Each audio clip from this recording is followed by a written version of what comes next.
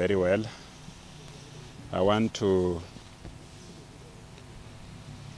announce certain changes that I've made to my administration. And these changes are changes geared towards energizing or re-energizing my administration. It's geared towards aligning the departments for service delivery and for the general betterment and welfare of our people in Migori County. I have made changes in the executive, and the changes are as follows. Honorable Chacha Rahab Robi has been moved from the Department of Environment, Natural Resources, Climate Change and Disaster Management to the Department of Education, Gender Inclusivity, Social Services, Youth and Sports. Honorable Mercy Sau Mwakio Okwanyo has been moved from the Department of Trade, Tourism, Industry, Market and Cooperative Development to the Department of Public Service Management, Monitoring and Evaluation and Performance Contracting.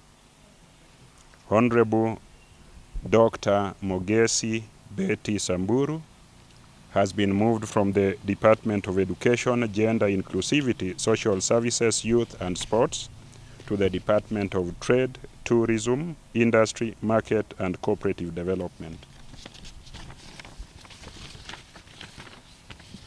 Honorable Caleb Oduor Opondi has been moved from the Department of Public Service Management, Monitoring and Evaluation and Performance Contracting to the Department of Environment, Natural Resources, Climate Change and Disaster Management. The officers who have been moved that I've talked about are very good officers. We have confidence in them. We have moved them for the purposes of realigning those departments and reinvigorating those departments. These changes are with effect from 20th September 2023. The officers serve in the positions of CECM, the equivalent of Waziri. I have further made changes to the chief officers. Mr. Charles Mikwabe Chacha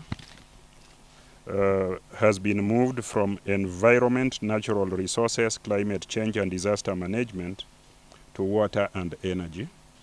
Mr. Philip Dalmas Odero has been moved from Public Works and Infrastructural Development to the Department of Environment, Natural Resources, Climate Change and Disaster Management. Mr. Fidel Majiwa has been moved from the Department of Water and Energy to the Department of Monitoring, Evaluation and Performance Contracting. Mrs. Rose Otieno has been moved from the Department of Medical Services to the Department of Roads and Transport. Mr. Samuel Do Atula has been moved from the Department of Roads and Transport to the Department of Medical Services. Mr. Nelson Aluoch Wasonga has been moved from the Department of Monitoring, Evaluation and Performance Contracting to the Department of ICT, E-Governance and Innovation.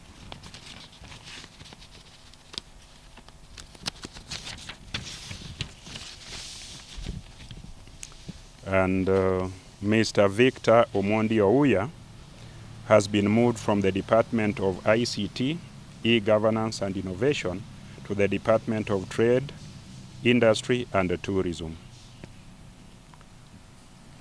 Further, the following chief officers have been appointed to act in other departments.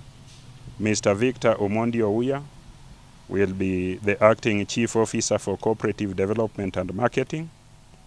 Professor Rose Aoko Ogwang will be acting chief officer for gender inclusivity and social services.